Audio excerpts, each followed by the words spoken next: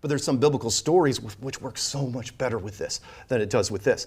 For example, and I'm not going to quote chapter or verse exactly, story of Joshua, when he asked to hold the sun, God to hold the sun and the moon in the sky for an extra day so he could slay more enemies, right? So much tougher to do in a heliocentric model because you have to stop the Earth, you have to stop the solar system and everything around it.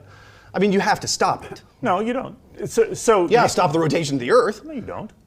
To stop the sun and the moon in a heliocentric model? You have to realize there's a description of what they see in the sky. There are phenomena that make it look that way. My point. And that is, if you're just talking about phenomena in the sky, it's much easier to hit pause on this than his pause on this. And one more thing, well, if we're going down that road, how about the Tower of Babel? That's one of my favorites. That is a bridge to heaven, right? Big tower going up there. Well, where's it going if it's on a spinning ball that's spinning this way, and going sideways in all these directions? That tower's going nowhere. Build a tower in here, you know exactly where it's going.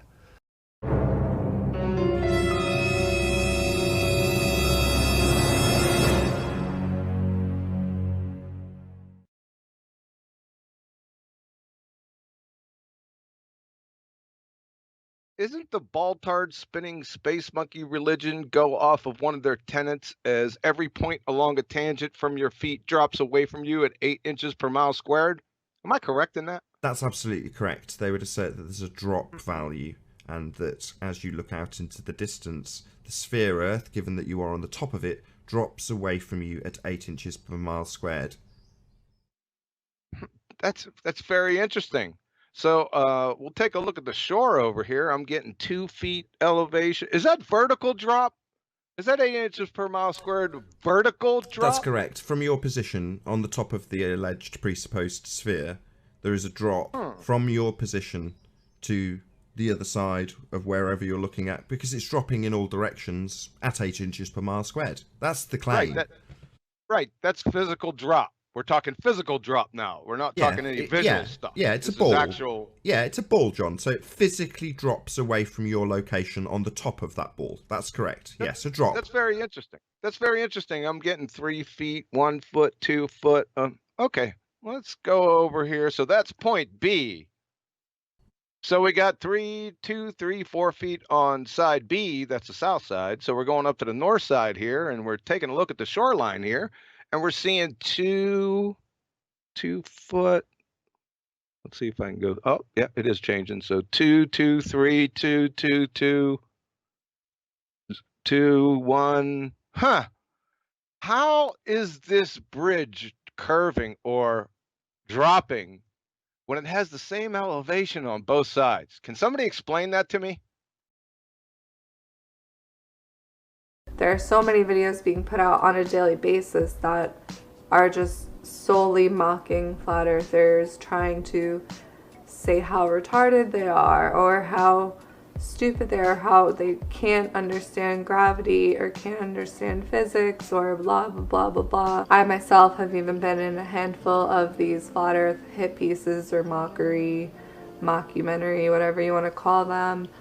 They're just ridiculous. I'm called crazy, dumb, stupid, idiot, retard to find a hit piece against flat earth. You just search flat earth and that's all they'll show you, regardless of the hundreds and the thousands of videos that are being posted daily of true flat earth facts and people who truly want to share information with you that can actually show you the truth instead of just mocking a person for what they're saying or how they look and how they sound, whatever. It's just...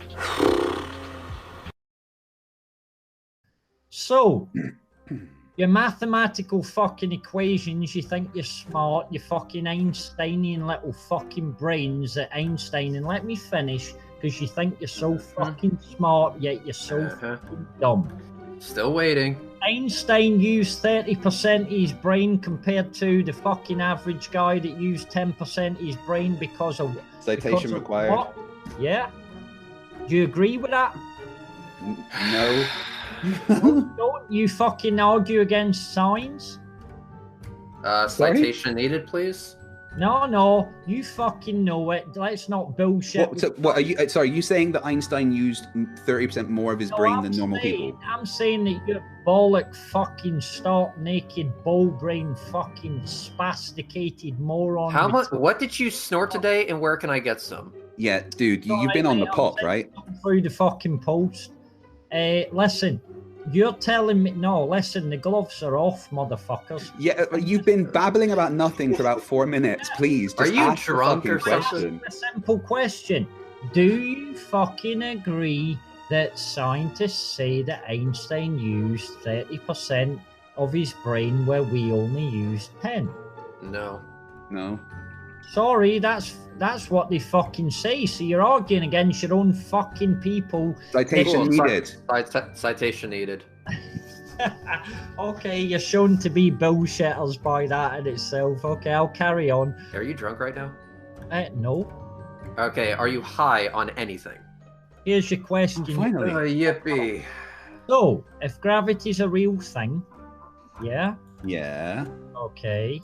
So, if how mathematics is only a formal language, can you explain back to the general public, including myself, who's meant to be some dumb motherfucker, can you explain that mathematical equation, regardless of your fucking so-called stupid experiments? What is this? Mass attracts mass, or the other one that's that fucking pressurized system that a guy ended up sewn in half? What's the one, Craig, again? Come on. I'm just waiting for you to get to actually ask the question. Do you realize you're in a public forum with over 600 people watching? Mate, I wish it was 20 fucking thousand, mate. Because Oh, you're not important enough for You're that. not. why the fuck does the moon rotate up to the meridian point fucking anti-clockwise, and then when it gets to the meridian point in the sky, it rotates clockwise, and then it fucking in the shade of the moon rotates with it? So it don't fucking mean that the sun is putting the moon in shade. It's a self-illuminating thing. So Hey, Right, hey, let me ask you so, one so question quickly. Do you know what tidal locking is? sorry. Do Nope, you he know doesn't. what tidal locking is? Oh, go fuck yourself. Yeah, mate. no. yeah, basically, he doesn't know. Again, you're welcome, Tal. Are you, oh, wait a minute. So, as a person in life, you need to know what every single fucking thing is that's ever been on this planet. I'm sorry. If you're trying to I debunk don't- something, I it don't- generally is a good I don't- idea to know what the thing you're trying to debunk is. Can you explain it, Red? Okay, break. Do you agree that force equals force? Break. Red. Fuck you. he just called said. himself.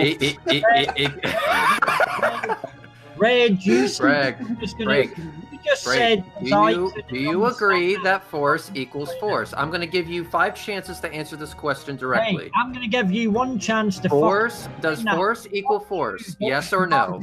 Don't fucking bullshit me with your question. Does force equal force? Yes or no? You just asked me a fucking question. You explain it, prick.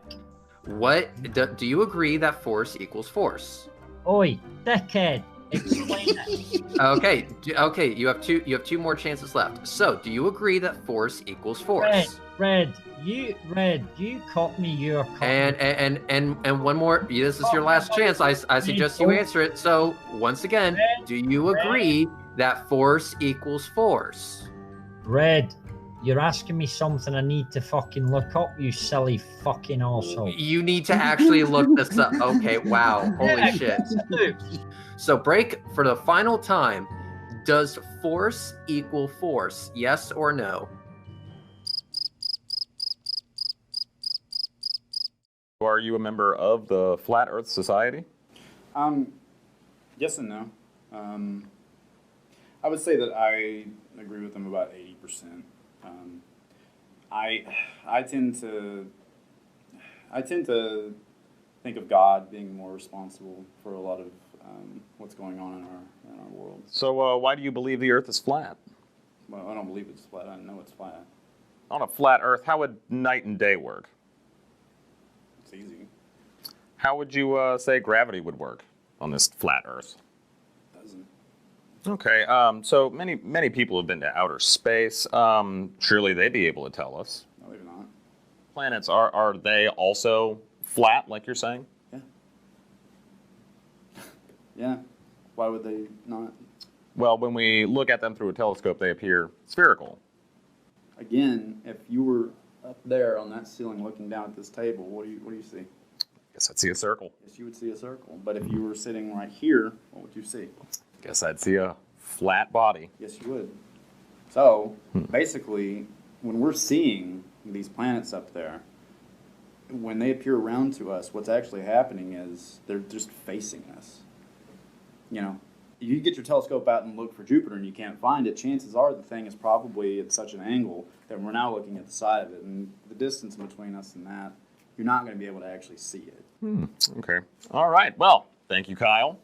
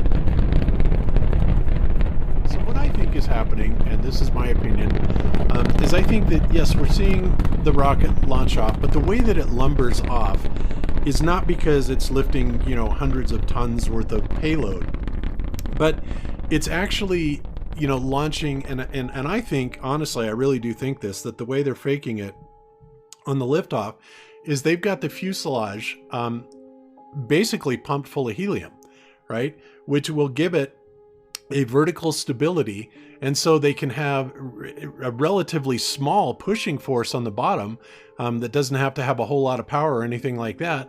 And it comes up and it kind of lumbers up, and you know, the first, you know, minute or so, it's not really going very fast at all. And so it lumbers up, and it's got that helium that's keeping the nose stable, and it goes up and up and up, and then it goes out of sight at some point. You know, they bleed it off and it goes out of sight, and then it goes and it lands in the ocean. And yeah, no, I totally agree. Yeah, and I think that you know, whether what we're seeing from the ground is real or not is, you know, up to anybody's guess. I guess I would need to go see it myself. It certainly seems like enough people film it from the ground that they're filming something. You know, that's for sure. But as far as these shots, no, it's just so easy to fake. I mean, all you need is a camera that's up there that's just taking some sort of a fisheye view. And then it's very easy to PNG any of these kind of things right on top of it. So to me, it just seems quite easy to fake. But then again, I just know that those things aren't going to space, quote unquote space. And there's also the very good possibility in my mind that part of this is actually holographically generated. Now, I can't really say exactly how they're doing that, other than the fact that, you know, I've said before that before the chemtrailing and all that really got, you know, to become very well known, one of the things that was being discussed 20 plus years ago when I first started noticing the chemtrails were the fact that aluminum, barium, and strontium were used as a background mixture to kind of, you know, they would put it in free space, and what it would do is it would give holograms a very clear and good perspective that did not warp or distort when you changed your angle of viewing around them. It seems like such a great accomplishment, but then when you look back and say 50 years ago that they did this on the moon with people inside of the craft, and they got out and they, you know, jumped around and did everything that we saw them do, set up all these tests, and then they got back in the craft and took off from the moon again. So to think that this is as far as we'd be technologically 50 years after they did that is ridiculous. It should be well beyond that, unless the moon landings didn't happen, and maybe we're just now at a place where we can send rockets up to the sky 50 miles high and then return them with a helium kind of system.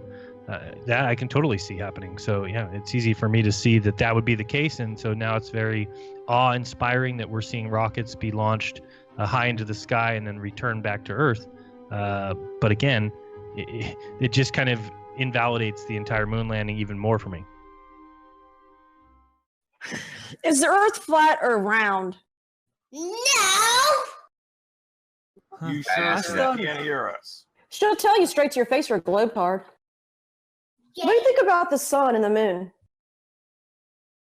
You know, Debbie, you shouldn't talk The about sun goes like this. The sun goes like this, across, Yes. out of view, Yeah, don't go down. down. And don't go up.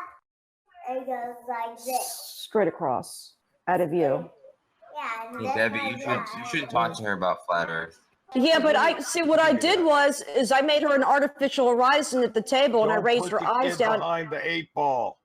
I put her eyes down where she would have a horizon of her own, and I put a little thing there to represent the sun as it's moving away on a flat plane. So, Well, Debbie, like I told you, just when she gets don't- older, she'll learn more about yeah, it. wait, But wait till she gets older to talk to her about that stuff, because it's you don't want her to be confused when she's going to school, you know, because then she's gonna wonder what's right and what's wrong, and she's not gonna understand. So it's better the if- indoctrination help that her puts you in confusion. It's brainwashed you that you don't. It's all ass backwards. It's like the whole model is inside out. It's The teacher shouldn't put it. opposite of what we observe. Help her ask the questions, and then she'll discover the answers. You know. What are you Later. talking about? She's already watching the garbage cartoons, Walt Disney, the subliminals, faking space, rockets, going to the stars, transhumanism, robots with humans, and things like that. It's all corrupt garbage. It takes you nowhere, it leads you astray against the true word of God, is that he created us in his own image. Image meaning man and woman. What is this nonsense we're watching? Is tramming using the gender and flourish, and kids are accepting this. That you can go out there and have sex with robots eventually. It's disgusting. This is an experiment you can do at home with your kids or on the weekend. All right, let's get started. So here I have a plate and an apple. Just an ordinary apple and an ordinary plate. I also have a little cup filled with water. You see, if the Earth was round, think about all the ocean water that we have on the Earth. It would fall off, you guys. If the Earth was round, did you just see that? All the water falls off. It's just how it is.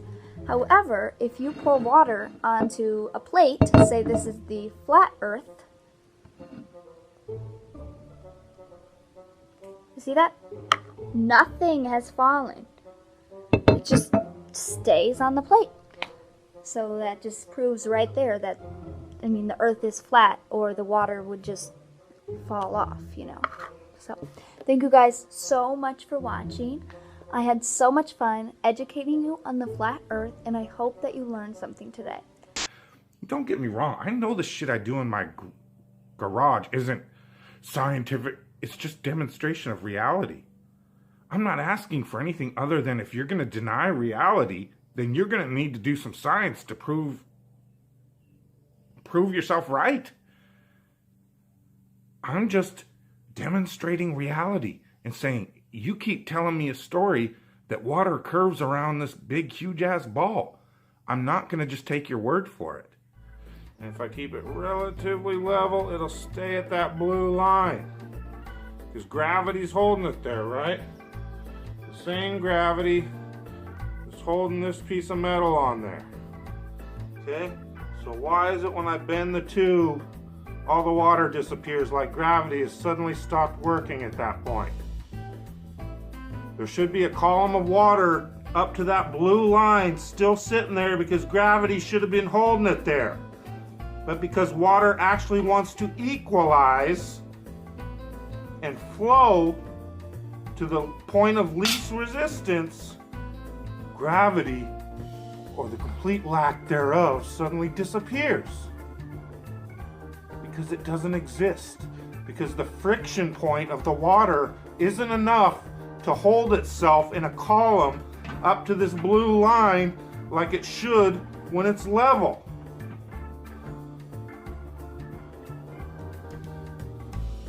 Level. Supposed gravity equally all the way across it. Now gravity suddenly disappears.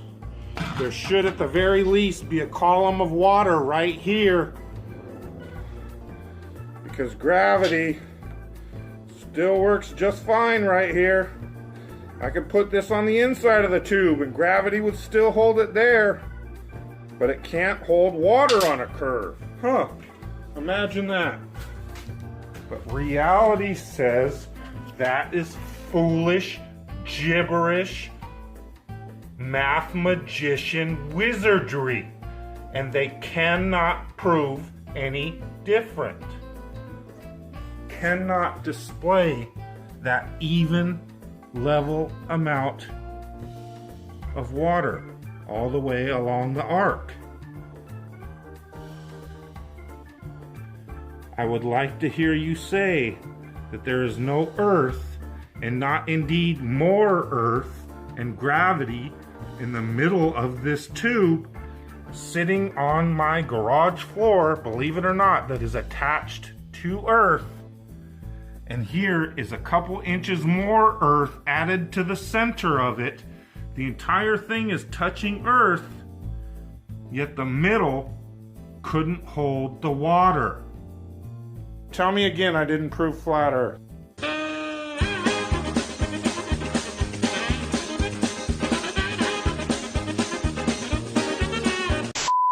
So you're telling me that the image of the Apollo, right, with them being on the moon, and then the image of the Earth being in the background, you know how it was when it was complete darkness and it was like the Earth and it was like the like half of it cut off, and they said this is the real image. Take that image, go to Photoshop, dim the lights, change the appearance of everything there. It's done, bro. There's a square around Earth. It was painted in there. It's not a real image of the Earth at all.